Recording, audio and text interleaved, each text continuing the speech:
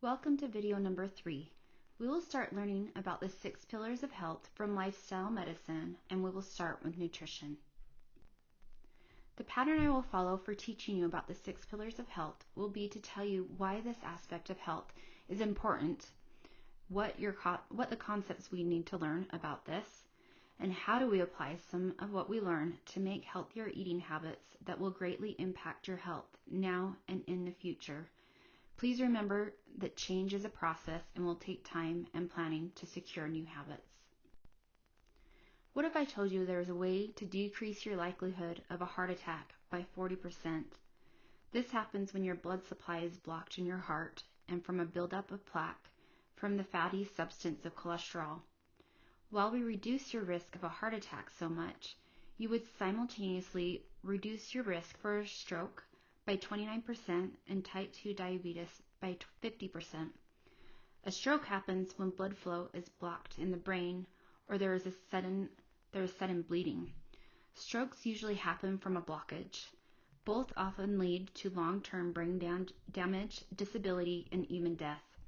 Type 2 diabetes has a long list of complications long-term, including heart attack and stroke risks, eye problems, risk of amputations of legs because of foot problems from circulation, kidney damage, nerve damage, and sexual problems, among other consequences.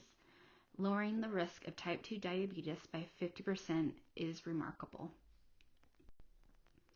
For example, cardiovascular disease is the leading cause of mortality in the U.S., with over 870,000 deaths in 2019 and approximately 125 million Americans living with heart disease or the sequelae of stroke.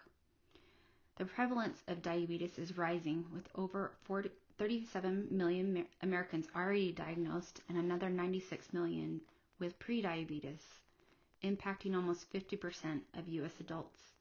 About 42% of U.S. adults are obese, almost double the rate in similar nations, and nearly 74% are overweight or obese, making a healthy lifetime weight uncommon. Adults in the U.S. are also likely to have multiple chronic conditions, with 68% reporting 2 or more. I hope these statistics are startling to you. We simply cannot ignore these facts. Something has got to change. This brings us to the what about food that could unlock such health benefits. It is a whole foods approach that is plant-based. The things I will teach you about with whole foods and plant-based foods may be hard to hear, but as we will see in the next slide, it's not all or nothing. You can make healthier food choices that will bring you closer to a whole food, plant-based diet. Here we see a spectrum of diets, and this is an excellent visual. The American College of Lifestyle Medicine recommends eating plant-based predominantly on a variety of minimally processed vegetables, fruits, whole grains, legumes, nuts, and seeds, so less processed foods. The diet on the left is the common and easily obtainable standard American diet, and its acronym actually spells out SAD, Standard American Diet. It has a lot of sugar, fast food, fried foods, refined grains, meat, dairy, eggs, poultry, and high sodium foods. The goal of the ACLM, the American College of Lifestyle Medicine, is to get people to eat more plant foods, fruits, vegetables, whole grains, beans, and I have to say, I don't know if it's legumes, nuts, seeds, and water. The spectrum is a helpful framework. Even tiny shifts can be helpful in helping a person's health. So moving your diet from the left more to the right. It doesn't have to be all or nothing. Let's define what nutrition is. Nutrition is not eating to get full to appease hunger. Our food needs to contain nutrients for optimal functioning of our bodies. There are 6 essential nutrients, and I'm certain they will sound familiar. There are nutrients that have no calories, such as water, vitamins, and minerals. And then there are nutrients that have calories, carbohydrates, proteins, and fats. I think it's important for you to see how many calories are in carbohydrates and protein versus fat. There are over twice as many calories per gram of fat than there is in carbs and protein. That is why you hear about diets low in fat, because it takes more energy to burn off fat.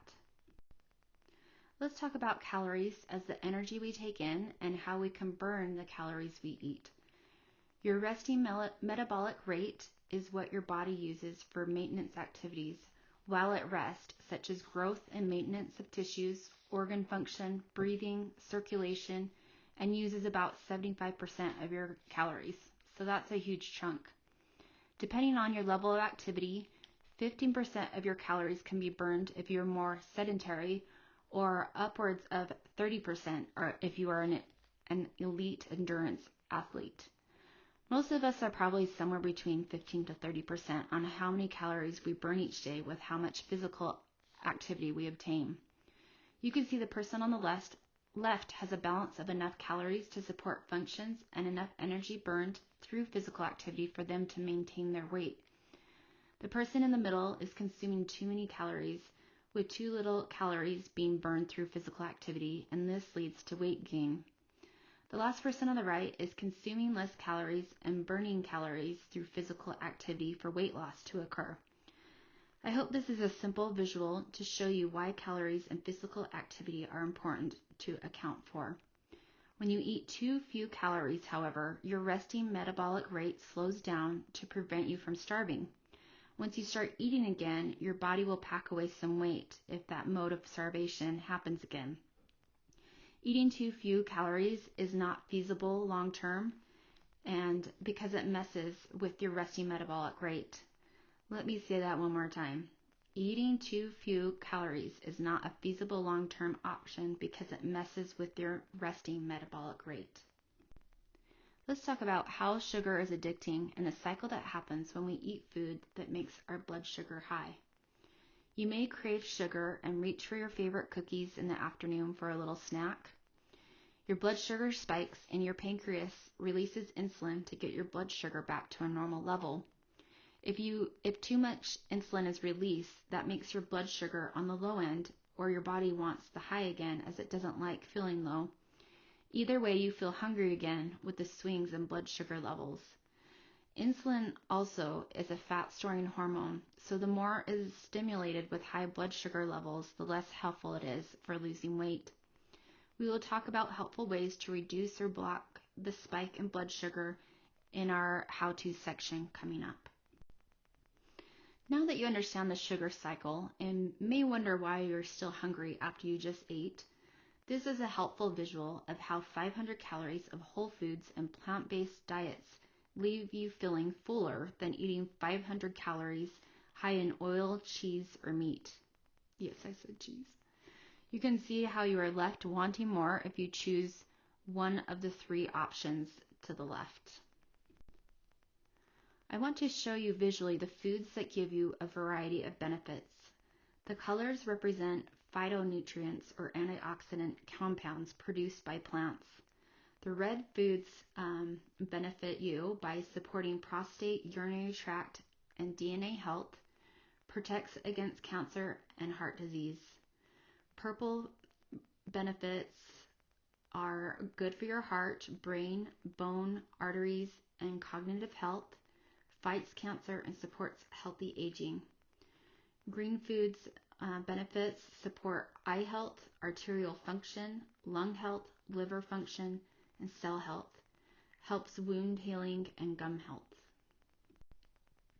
The benefits of white foods supports healthy bones, circulation, and arterial function, as well as fighting heart disease and cancer. The benefits of consuming yellow foods are good for eye health and healthy immune function. You can now see how eating a rainbow of colors of foods gives you diverse nutritional benefits. I'm a little embarrassed to admit this, but I had no idea peas contained a lot of protein until maybe 10 years ago. I have been a nurse for 20 years. We have been led to believe that meat is the best source of protein when animals get their protein from plants and we consume a recycled version of what they ate with additional fat and cholesterol from the fattier meats. Western culture is protein obsessed.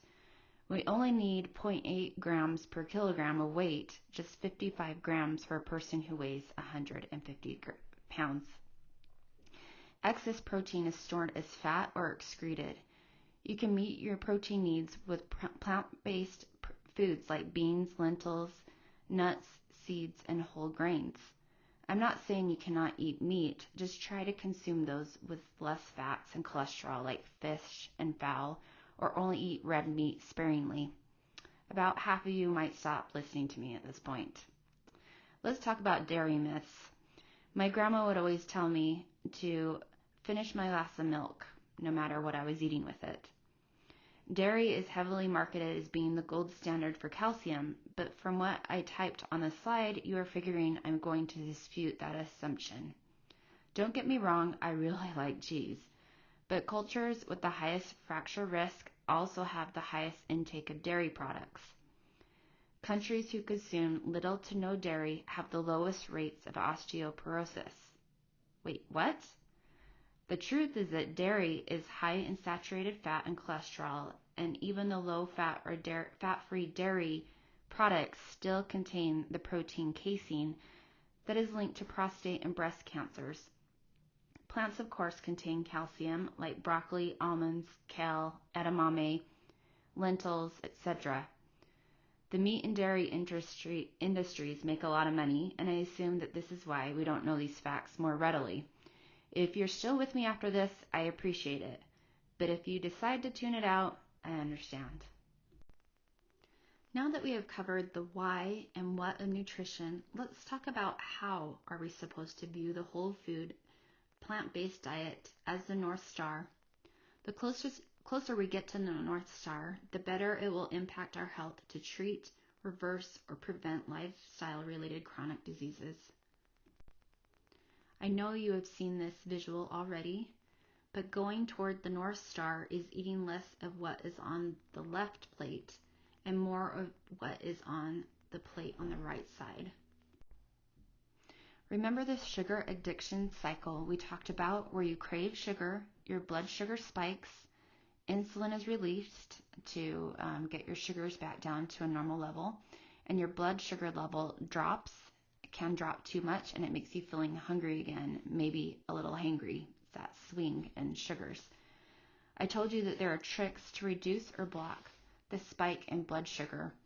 Eating a lot of fiber, like what is found in whole grains, fruits, and vegetables, take longer in the body to digest. They are complex carbs and thus gives you your body slow and steady energy.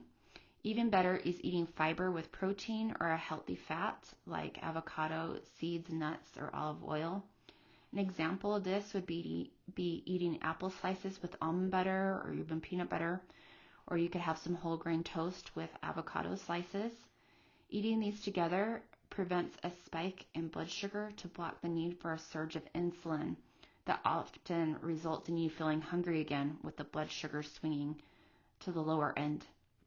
Again, the body doesn't have to work very hard to break down what are called the simple carbs, like what's found in soda, candy, and refined carbs, or refined grains. It takes more time and energy for the body to digest protein and whole grains. And so if you're going to have dessert, have it after your meal that has the fiber, healthy fats, or protein, because that's going to prevent you having that spike. I've just shared how to avoid blood sugar spikes, and let's get into some more tips of how to eat healthier. I recognize that this will all take planning, and sometimes there are no great options, like your choice between a hot dog or a pretzel with cheese sauce at a fair. So here are some tips. You should eat a variety of foods. No one food has all the nutrients that you need. Fill half of your plate with vegetables and fruits with a rainbow of colors. Like we just saw in the last few slides, the different colors give you different nutrients and thereby a diversity of benefits. Eat whole grains and avoid refined grains like white breads, pastas, cookies, cakes, and pastries. But, they're pretty good. So at least have them after a meal, and that will help you to avoid that spike and eat them sparingly. Eat more beans, peas, and lentils. The whole grains, beans, peas, and lentils are rich in fiber that is low in calories, and it makes you feel satisfied. Fiber also moves food, nutrients, and toxins through the colon more quickly to avoid the risk of colon cancer. Eat a handful of nuts and seeds daily.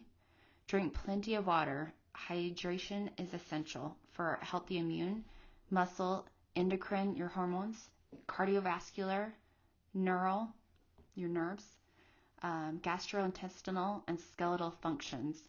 You can live up to 3 weeks without food if you are hydrated. You can only live 2 to 3 days without hydration, and only 6 days if you aren't hydrating with water. You can flavor your water with lemon, berries, cucumbers, and other natural sources. There are flavor drops you can try.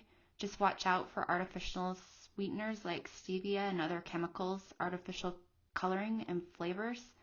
The natural sources are a healthier option, but if the flavor drops are the only way you will start drinking water, it's getting you started is what's important. Have a goal of using natural sources eventually. You can mistake hunger for thirst. Drink a glass of water and see if you're still hungry after eating a meal instead of reaching for more food.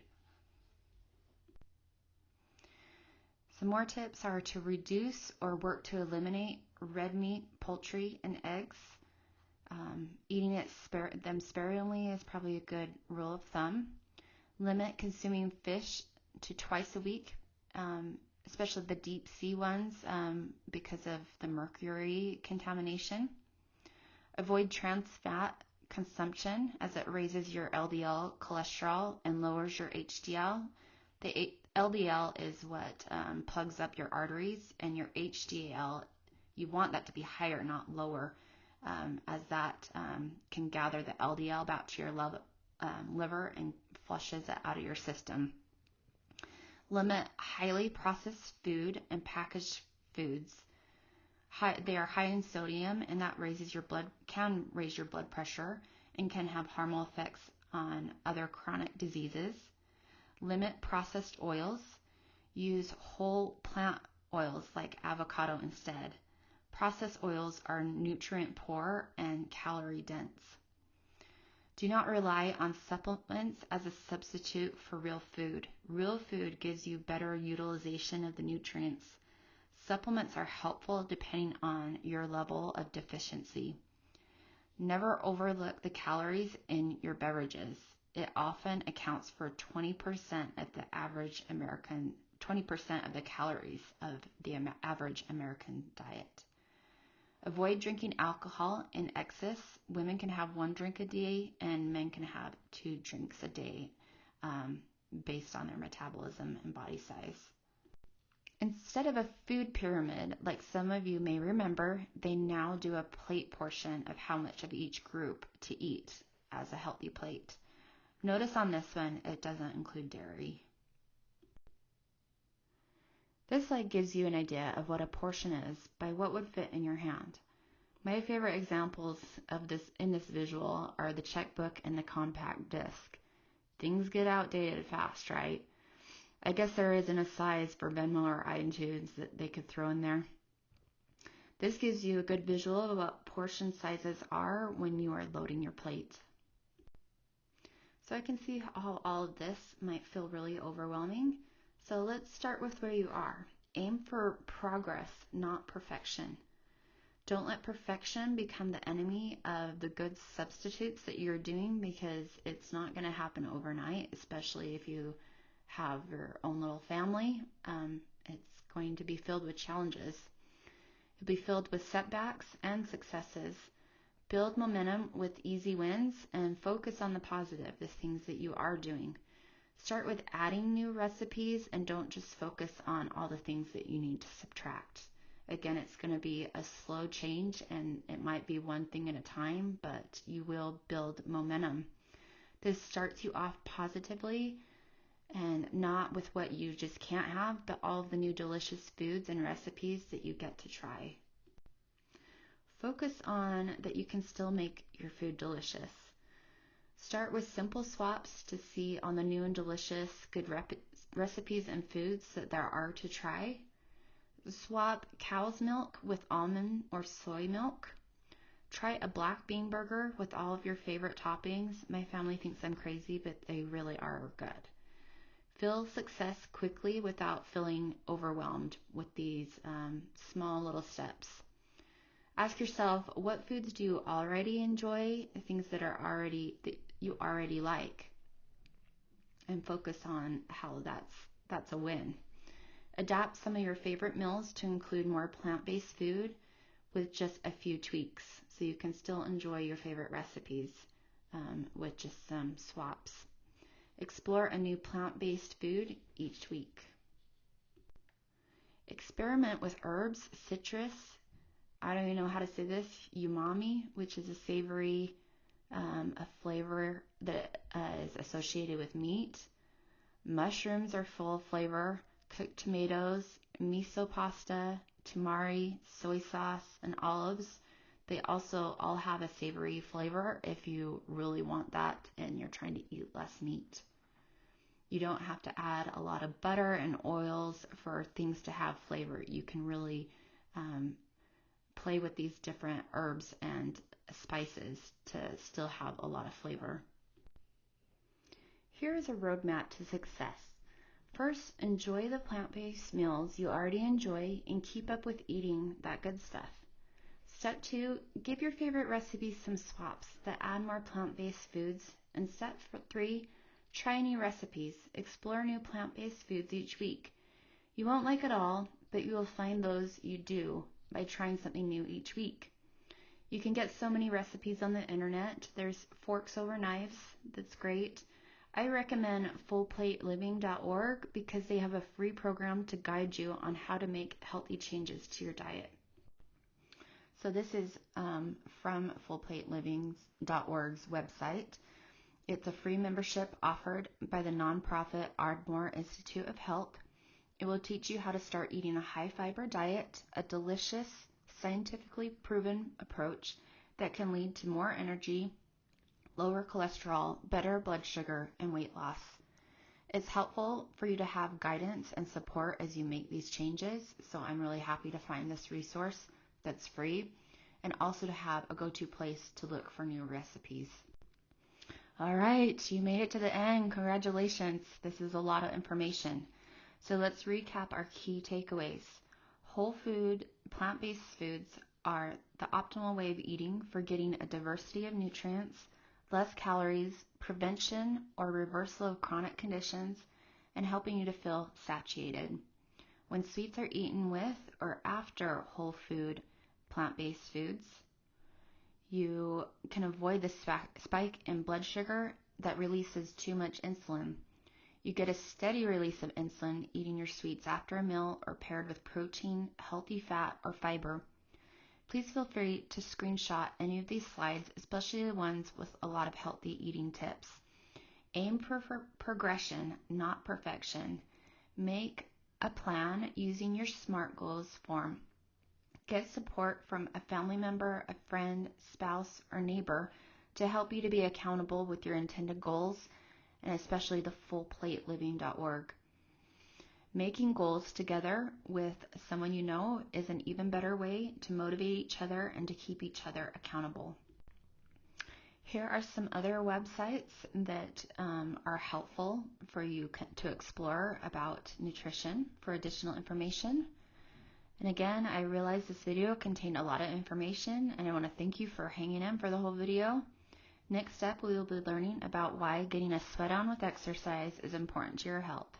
Take good care.